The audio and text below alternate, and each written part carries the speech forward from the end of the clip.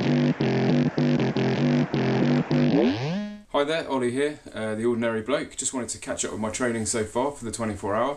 Been put together a few months ago a training plan using a couple of kind of basic resources really. A book by someone called John Metcalf called Mountain Bike Fitness, and also a few YouTube videos. So from what I've learned, I'm going to break my training down into 3 sections. The first one is really building a base training, sort of foundation training. In that period, I'm going to focus quite a bit on doing endurance sessions during the week, but also interspersing that with stretching sessions and strength sessions. So doing circuit training and working some intervals into my longer endurance sessions as well. My thoughts are I want to keep it fairly simple, so there's not too much to think about, so I can fit it in easily with all my other commitments that I have to kind of get done during the week. The other thing I want to think about is making sure that if I miss a session, it's easy to catch up, and also not going too hard. I have a tendency to if I get excited about doing something, then I'll go really hard maybe at the beginning of the week, and then I won't be able to keep up with all my sessions. So I'm going to try and keep it fairly easy, so that I don't push too hard in the week and then be really tired at the end of the week and I'm not able to keep up the consistency. So that's kind of about discipline of keeping going, but also not pushing too hard. So the other thing I wanted to do was make sure I kind of vary my training, so it's not all mountain biking. It's definitely harder to get out mountain biking during the winter, so that's something that I've considered. But also it's good, I think, probably to vary the activity that I do to make sure it keeps interesting, so that I don't get bored. So just a few things to say about what I'm focusing on when I'm out on the bike, particularly when I'm out on my mountain bike, is really focusing on my posture. So obviously during an endurance race, you're going to be riding for a long time. You need to make sure you stay comfortable, reduce fatigue on your muscles, and broadly speaking, a lot of what I'm working on is just making sure that I'm keeping a really good position on the bike, so ready position, attack position, or however you want to look at it. Not necessarily because I'm attacking the trail, but because I'm doing this to increase efficiency. And we'll look a bit more into that when I do a video more specifically on kind of coaching and the skills aspect. What I'm also doing is trying to build my ability to tackle technical terrain when I'm exhausted.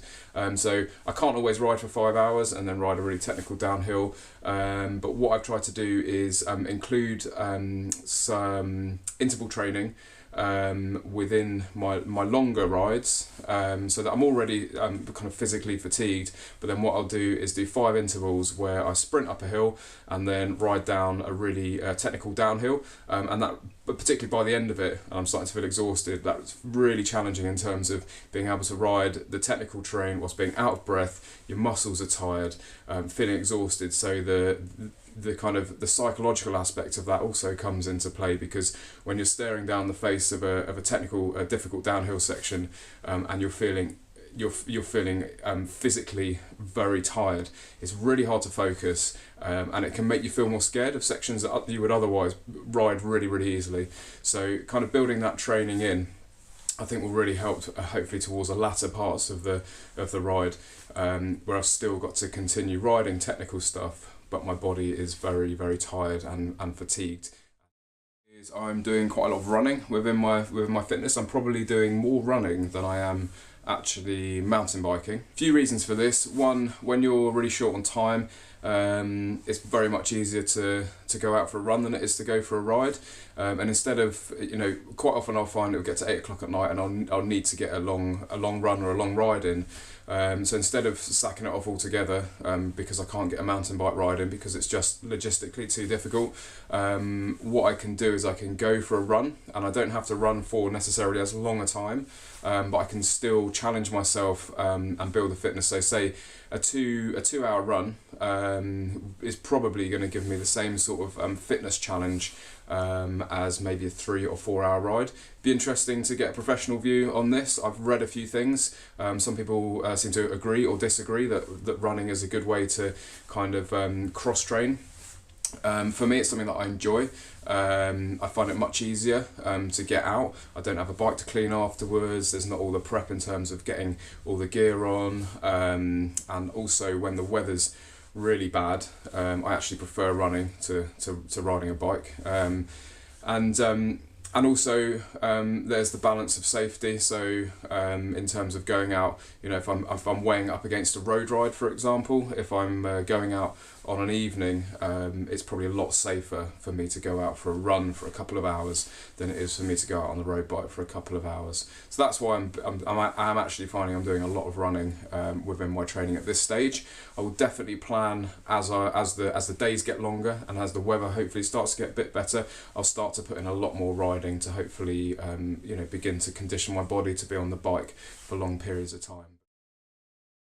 So there's some things that I'm finding hard. Discipline, obviously. When you've worked all day and you sorted everything else out that you need to for the next day, stuff for the kids, stuff for work, made dinner, tidied up, all of that kind of thing. Actually getting out and doing any kind of exercise can be a real challenge. So that motivational aspect I have found difficult, and I won't lie, I've definitely sacked off from some training sessions because I just don't have the motivation.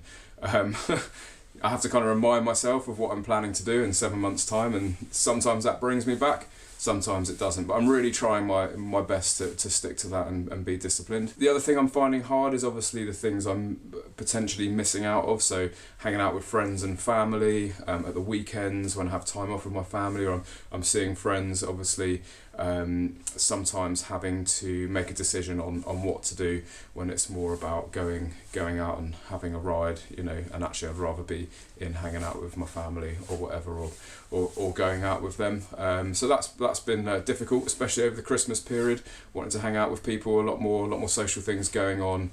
And if you go out drinking in the evening, then the chances of motivating yourself the next evening to get out on a ride or for a run is much harder, as well as losing the session when you actually go out to the pub or whatever. Obviously that becomes difficult. You're likely to lose out on 2 sessions there.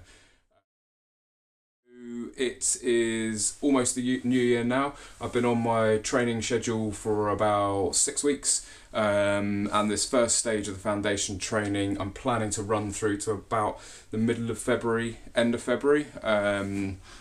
And I'm going to go and see Ben from MTB Strength Factory the first week of January, so I'm really looking forward to him maybe helping me with some of the exercise I'm doing, with some of the routines I'm doing to help me to build strength and fitness, but also maybe to help look at the kind of testing aspects and gauging my progress. Something that I've not been good at particularly so far is kind of testing myself and making sure I'm keeping good logs of what I'm doing, when I'm doing it, and having a way to assess my progress. So I think that's something that I'm hoping he's going to be able to help me with, and really to just get that whole professional view on coaching. And I'm absolutely certain there's going to be loads to learn in terms of what he can bring to it. To help me with my progress.